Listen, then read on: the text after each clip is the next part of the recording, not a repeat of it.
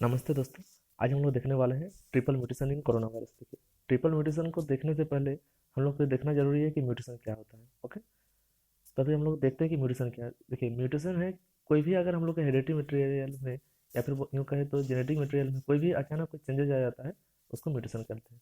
देखिए, mutation harmful भी होता है, बेनिफिशियल भी होता है, मतलब कभी कभी नुकसानदेह भी होता है, कभी कभी फायदेमंद भी होता है, कभी कभी कुछ भी काम नहीं करता है। उसको न्यूट्रल बोलते हैं। तो न्यूट्रल म्यूटेशन जो है उसको साइलेंट म्यूटेशन भी कहा जाता है, जो हम लोग बॉडी में जनरली साइलेंट म्यूटेशन होते रहता है। अब हम लोग ये देखेंगे कि इसमें म्यूटेशन हार्मफुल क्या है, बेनिफिशियल क्या है। देखिए, म्यूटेशन जो है, म्यूटेशन को अगर हम लोग उसका बेनिफिशियल देखने जाएंगे तो देखिए हम लोग इवॉल्व हुआ है। जितना भी इनवर्टिब्रेट्स से वर्टिब्रेट्स आए, वर्टिब्रेट्स के बाद ह्यूमन तक पहुंचे, ह्यूमन में जो होमो सेपियन सेपियन तक हम लोग यहाँ तक पहुंचे, इसमें कुछ ना कुछ रोल म्यूटेशन का भी है। तो यही हम लोग बोल सकते हैं कि म्यूटेशन जो कभी कभी बेनिफिशियल भी होता है। तो बेनिफिशियल देखने के बाद अब हम लोग देखेंगे म्यूटेशन हार्मफुल क्या होता है। देखिए, म्यूटेशन जो है हार्मफुल बनने का मतलब उसका हम लोग एग्जाम्पल भी अभी देख रहे हैं। देखिए, जो म्यूटेशन स्पाइक प्रोटीन में वायरस का हो रहा है, कोरोना वायरस से, जिसके कारण उसका इन्फेक्ट जो इन्फेक्ट करने का कैपेसिटी है वही बढ़ जा रहा है, उसके साथ साथ वो ज़्यादा अटैकिंग भी हो रहा है। अटैकिंग होने का मतलब ये है कि वो कोई दूसरा पर्सन को या यूँ कहे तो होस्ट को मार भी सक रहा है। ओके, अब इतना देखने के बाद हम लोग आगे देखने चलते हैं।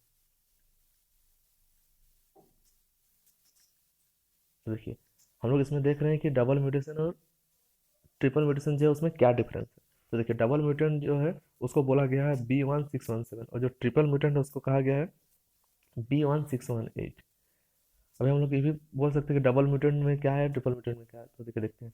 जो डबल म्यूटेंट है, डबल म्यूटेंट में E484Q और L452R का जो वेरिएंट है, दोनों मिल के बना है। ये दोनों वेरिएंट इसके साथ साथ और कुछ स्पाइक प्रोटीन में भी चेंज हुआ है, जिसके कारण उसका डबल म्यूटेंट वेरिएंट जो है, वेरिएंट होने के बाद अभी स्ट्रेंथ में चेंज हो गया। अब क्वेश्चन ये आता है कि स्ट्रेंथ और वेरिएंट में क्या डिफरेंस है। तो देखिए, स्ट्रेंथ तब होता है, या फिर हम लोग ऐसे बोल सकते हैं कि स्ट्रेंथ उसको कहते हैं जिसमें क्लिनिकल सिम्टम कुछ नया हो, या फिर बोले कि क्लिनिकल सिम्टम चेंज हो जाए।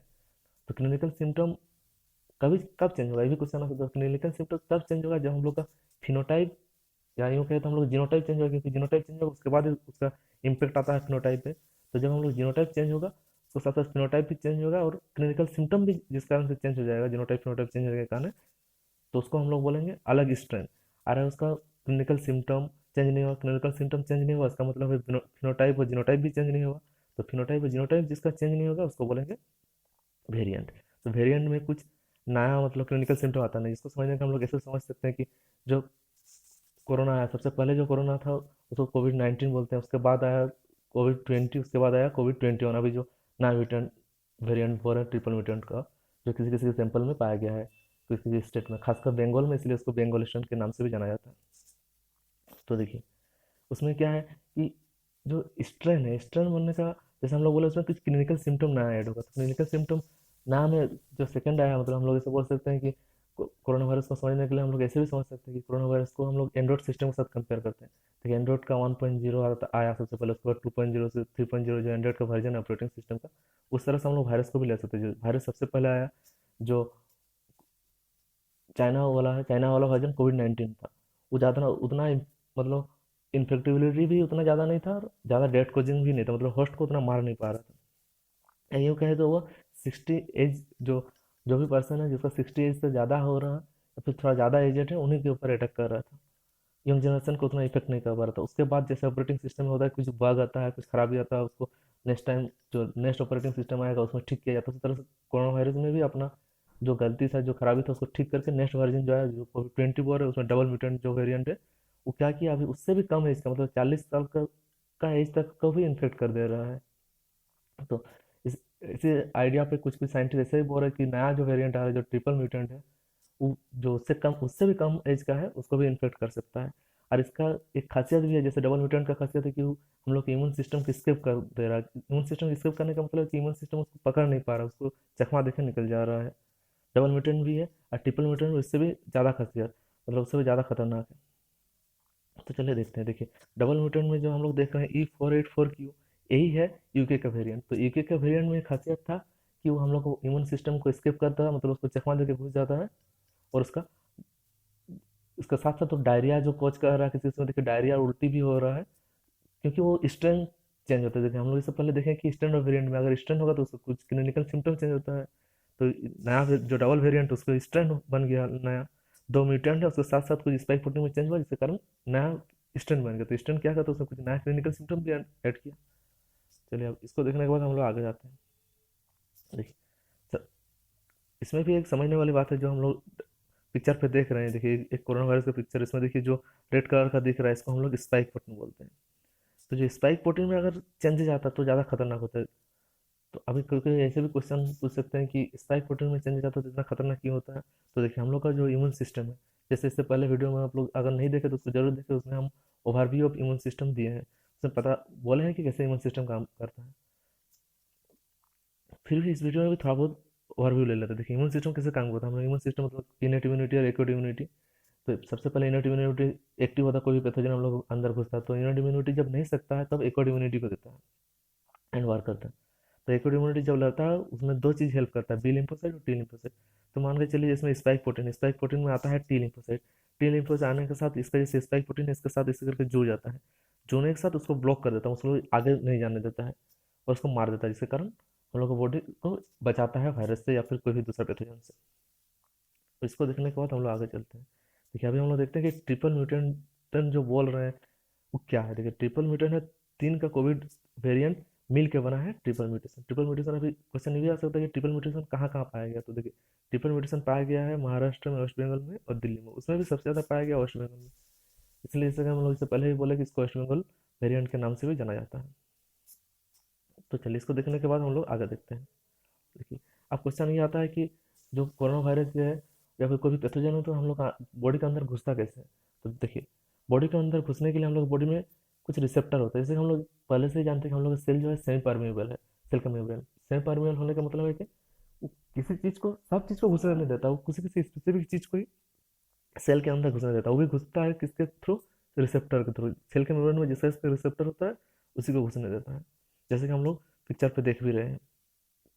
ये देखिए रिसेप्टर है सेल का मेम्ब्रेन पे, जो कोरोना वायरस का जो स्पाइक प्रोटीन है वो अगर मैच हो जा रहा तो मैच होने के बाद भी बॉडी घुस जाती है। इसको हम लोग ऐसे भी समझ सकते हैं आसान भाषा में। देखिए किसी का घर है तो किसी के घर में कोई दूसरा आदमी आके तो नहीं रह सकता है, कोई उसका जान पहचान कोई रिलेटिव होगा उसी को घर में आके घुसने देगा।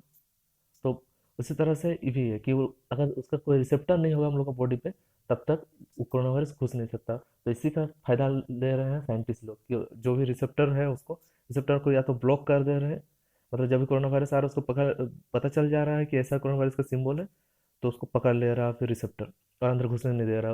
वैक्सीन इसी तरह से काम कर रहा है। हम लोग की जो इम्यूनिटी है कोड इम्यूनिटी वो भी इसी कॉन्सेप्ट पर बेस्ड है। लेकिन इससे बचने के लिए वायरस क्या कर रहा है, जैसे वायरस 2.0 है, 3.0 जो बोल रहे हैं ट्रिपल म्यूटेशन, वो क्या कर दे रहा है, वो अपना जो शेप है, मतलब ये देखिए जो इसका स्पाइक प्रोटीन है इसमें चेंजेस कर रहा है। इसमें चेंजेस करने के बाद इसे हम लोग का सेल मेम्ब्रेन में रिसेप्टर है, रिसेप्टर उसको पकड़ नहीं पाता है और वो अंदर घुस जा रहा है। अब इसको समझने के बाद हम लोग आगे चलते हैं। तो देखिए कभी कभी ऐसा भी क्वेश्चन आ सकता है कि जो हम लोग का रिसेप्टर है, अभी जो हाल फिलहाल में जो डबल म्यूटेंट चल रहा है तो कौन सा रिसेप्टर के थ्रू अंदर घुस रहा है। तो इसका आंसर है ACE2। ACE2 बोलने का फुल फॉर्म या फिर ऐसे भी बोलते हैं ACE2 क्या है। तो देखिए ACE2 है एंजियोटेंसिन कन्वर्टिंग एंजाइम 2। तो एंजियोटेंसिन कन्वर्टिंग एंजाइम हम लोग बोल सकते हैं कि एंजियोटेंसिन कन्वर्टिंग एंजाइम क्या है। तो देखिए जो वायरस होता है, वायरस से जो स्पाइक प्रोटीन है, स्पाइक प्रोटीन जैसे इसको है, इसको मान कर लीजिए स्पाइक प्रोटीन। तो स्पाइक प्रोटीन किसको हम लोग बोलते हैं, RBD। RBD बोलने का मतलब है receptor binding domain. Receptor binding domain इसमें होता है और हम लोग का बॉडी का जो सेल मेम्ब्रेन है, सोचिए ये सेल मेम्ब्रेन है। देखिए ये हुआ आपका रिसेप्टर बाइंडिंग प्रोटीन, जो रेड कलर का दिखा रहे हैं स्पाइक प्रोटीन उसको बोलते हैं रिसेप्टर बाइंडिंग डोमेन। वो आता है हम लोग का जो रिसेप्टर है उसको साथ अटैच करता है, अटैच करने के बाद हम लोग का बॉडी के अंदर घुसता है। तो इसमें जो रिसेप्टर जिसके थ्रू अभी घुस रहा है वरना तो वो है ACE2, जैसे हमको इससे पहले बोले हम लोग को बोले। तो उसमें क्या है, ACE2 एंजियोटेंसिन कन्वर्टिंग एंजाइम। तो उसमें क्या करता है, जैसे हम लोग बॉडी में अभी हम लोग ये भी क्वेश्चन आ सकता है कि AC या फिर ऐसे बोले कि एंजियोटेंसिन कन्वर्टिंग एंजाइम क्या है। तो देखिए एंजियोटेंसिन कन्वर्टिंग एंजाइम जो है वो हम लोग का बॉडी में जो ब्लड प्रेशर घट जाता है तो ब्लड प्रेशर को इंक्रीज करने के लिए एक मैकेनिज्म होता है, रास जिसको हम लोग बोलते हैं, उसको बोलते हैं रेनिन एंजियोटेंसिन एल्डोस्टेरोन सिस्टम। वो क्या करता है, हम लोग बॉडी का जब ब्लड प्रेशर घट जाता है तो उसको इंक्रीज करता है। इंक्रीज कैसे करता है, कभी ये भी क्वेश्चन आता है तो देखिए, हम लोग का बॉडी में एक हार्मोन होता है जिसको बोलते हैं एंजियोटेंसिन 1। तो एंजियोटेंसिन 1 वो बॉडी में ब्लड में पाया जाता है, जो इनएक्टिव फॉर्म में रहता है। तो उसको रेनिन जब आता है, हम लोग बॉडी का किडनी का एक सेल है जस्टा ग्लोबुलर एपरेटस सेल। तो जस्टा ग्लोबुलर एपरेटस सेल जो है वो रेनिन सिगरेट करता है। रेनिन सिगरेट होने के बाद रेनिन जाता है एंजियोटेंसिन 1 के पास जो ब्लड में रहता है, उसको कन्वर्ट कर देता है एंजियोटेंसिन 2 में। तो एंजियोटेंसिन 2 जो है वो वेसो कंस्ट्रक्टर है। तो हमें ये भी क्वेश्चन आ सकता है कि वेसो कंस्ट्रक्टर क्या है। तो वेसो कंस्ट्रक्टर यही है कि ब्लड वेसल को मतलब कैसे भी करके पकड़ के या फिर जैसे भी करके वो उसको कॉन्स्ट्रिक्ट करता है। जो ब्लड प्रेशर हम लोग देखिए, हम लोग main motive blood pressure increase करना। तो ब्लड प्रेशर कैसे इंक्रीज होगा, ब्लड वेसल को कॉन्स्ट्रिक्ट करके। तो इसको हम लोग ऐसे भी समझ सकते हैं। देखिए, जब हम लोग देखें पानी में पाइप देते हैं, डायग्राम भी बनाया है उसके लिए। देखिए, जब हम लोग स्क्रीन के देख रहे हैं, देखिए कोई हम लोग पानी में पानी देते हैं, मतलब कोई भी पौधा पे पानी दे रहे हैं, तो देखिए उसका ब्लड प्रेशर जब मतलब ब्लड प्रेशर बोल रहे हैं, जब हम लोग पानी का प्रेशर बढ़ाना होता है तो देखिए उसमें उसके आगे पाइप के मुंह के आगे देखिए हम लोग हाथ देते हैं। इसी तरह से ब्लड प्रेशर इंक्रीज होता है। तो यही काम एंजियोटेंसिन 2 करता है, हम लोग का ब्लड प्रेशर को इंक्रीज कर देता है। तो अभी कभी क्वेश्चन ऐसे भी पूछ सकता है कभी कभी कि जो जस्टा ग्लोबुलर अपरेटस है वो किससे बना है। तो देखिए जस्टा ग्लोबुलर अपरेटस जो है वो डीसीटी यानी डिजिटल कन्वोल्यूटेड ट्यूबल और एफरेंट आर्टेरियल से बना है। अब इसको समझने के बाद हम लोग आगे देखते हैं। देखिए, जो हम लोग बोल रहे हैं कि जितना म्यूटेशन हो रहा है स्पाइक प्रोटीन इतना डेंजरस क्यों हो, देखिए उतना डेंजरस इसलिए है क्योंकि वो देखिए स्पाइक प्रोटीन में जब चेंजेज आ रहा है तो हम लोग को बॉडी के जो हम लोग के ह्यूमन में सेल है उसके अंदर घुस जा रहा है और हम लोग इम्यून सिस्टम उससे लड़ नहीं पा रहा है। देखिए इसके लिए जो अभी ऐसे भी क्वेश्चन आ सकते हैं, जो ट्रिपल म्यूटेंट है, ट्रिपल म्यूटेंट को क्या कहा गया। देखिए ट्रिपल म्यूटेंट को कहा गया है E484K म्यूटेंट, जो साउथ अफ्रीकन और ब्राजीलियन वेरिएंट से बना है। देखिए दो वेरिएंट मिलके एक वेरिएंट बना है। तो which is known as immune escape variant, मतलब जो ब्राजीलियन और अफ्रीकन का वेरिएंट था वो इम्यून escape, मतलब इम्यून उसको पकड़ नहीं पाता, वो चकमा देकर घुस जाता है। या फिर हम लोग ऐसे ही बोल सकते हैं, you may not be safe from a variant even if you have previously have infected by other strain और even if you have been vaccinated. मतलब अगर आप वैक्सीन भी ले लिया, फिर हम लोग पहले भी किसी से इन्फेक्ट होता है तो हम लोग का इम्यून सिस्टम, जैसे हम लोग जानते हैं कि कोई भी अगर एक बार किसी वायरस या पैथोजन से इन्फेक्ट होते हैं तो हम लोग का बॉडी उसके अगेंस्ट एंटीबॉडी बना देता है। लेकिन इस केस में वो एंटीबॉडी भी काम नहीं देता। इवन वैक्सीन जो है, वैक्सीन भी काम नहीं करता है। ये सब कहना है श्रीधर चिन्नास्वामी का, जो नेशनल इंस्टीट्यूट ऑफ बायोकेमिकल में जीनोमिक्स में साइंटिस्ट है। अब इसको देखने के बाद हम लोग आगे देखते हैं। देखिए जो विनोद सक्सेरिया साहब है वो भी एक साइंटिस्ट है, CSIR IGBA में, जो न्यू दिल्ली में स्थापित है। तो उनका कहना है कि जो न्यू स्ट्रेन है उसमें कुछ डिलीशन हुआ है एमिनो एसिड में। एमिनो एसिड में डिलीशन हुआ तो कहाँ कहाँ हुआ, देखिए H146 del and Y145 del, इसमें भी कुछ डिलीशन हुआ। उसके साथ साथ E48 एंड DG146 वेरिएंट जो स्पाइक प्रोटीन है, स्पाइक प्रोटीन में भी कुछ चेंज हुआ। देखिए यही मेन चीज़ है, जो स्पाइक प्रोटीन अंदर अगर एमिनो एसिड में चेंज हो गया तो उतना डरने वाली बात नहीं है। लेकिन अगर स्पाइक प्रोटीन में कुछ चेंजेज आता है, जिसके कारण देखिए हम लोग जैसे पहले भी देखिए वो पकड़ने की कोशिश करता है हम लोग को टी लिम्फो से, तो उसको पकड़ नहीं पाता, जिसके कारण वो बच जाता है और हम लोग को बॉडी में घुस के फिर हम लोग को मार दे रहा है। चलिए इसको देखने के बाद अभी हम लोग देखेंगे कि वायरस एंट्री कैसे करता है। तो जैसे कि हम लोग जानते हैं कि वायरस का जो एंट्री है वो बहुत कम्प्लेक्स मैकेनिज्म है। जैसे हम लोग इससे पहले भी देखे कि हम लोग का बॉडी में रिसेप्टर होता है, रिसेप्टर के थ्रू अंदर घुसता है, जैसे ACE2 है एंजियोटेंसिन कन्वर्टिंग एंजाइम रिसेप्टर, उस तरह से।